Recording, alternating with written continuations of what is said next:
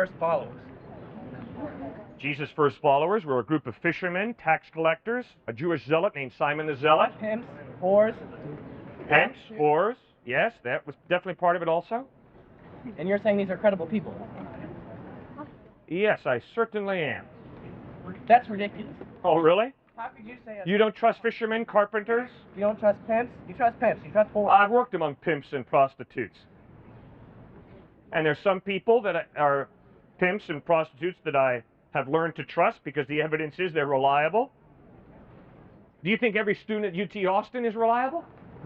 That's of course not. Good. So how do you determine reliability? Evidence. Thank you. Evidence. So, when I meet a person, I don't cross them off as, oh, gee, you're a pimp or you're a prostitute, therefore you're unreliable. No, I get to know an individual as an individual, and then, based on evidence of reliability, I trust them. Based on evidence that they're not reliable, I don't trust them.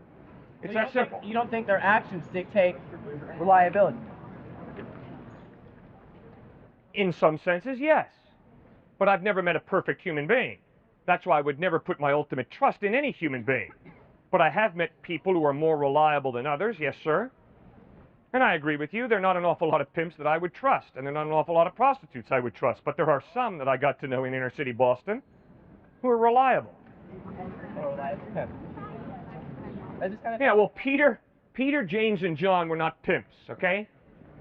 Peter, James, and John were fishermen. Matthew was a tax collector.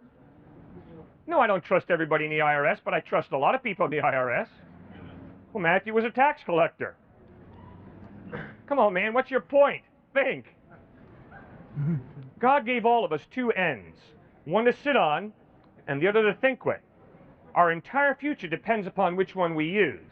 Heads you win, tails you lose. Think.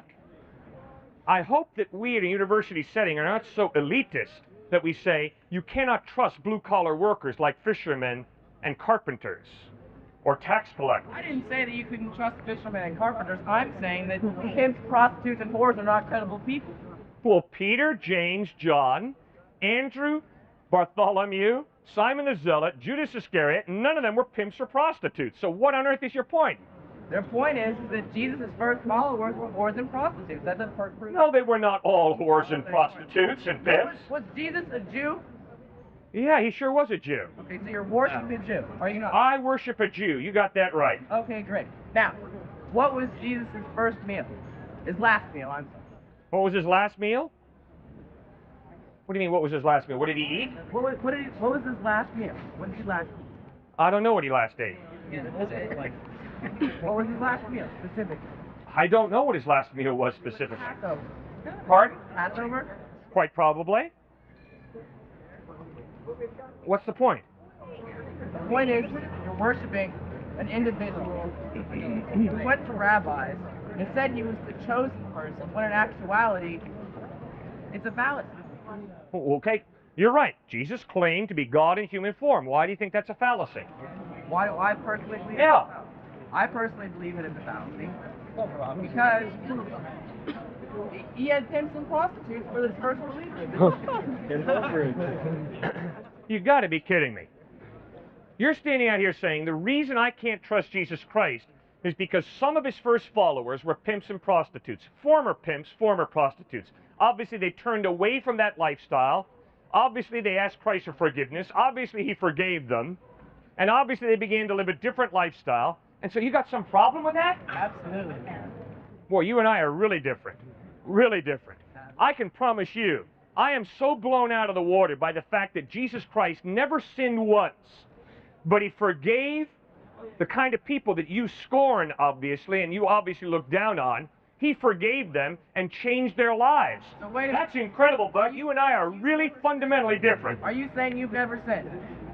I said quite to the contrary. I have sinned regularly. So has every human being. And I am definitely a human being.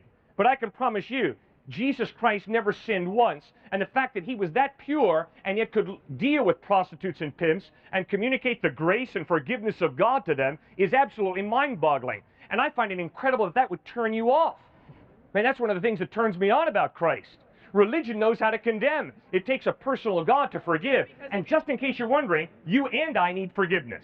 Not just the pimps and the prostitutes, but you and I. Just because he can accurately deal with people, does that mean that he's a chosen person? No. Well, I can promise you, I would never stand out here and say, the reason I can't believe in Jesus is because there were former pimps and prostitutes that followed him. I mean, come on, man, if that's not poorly thought out, what is? Think, man, think.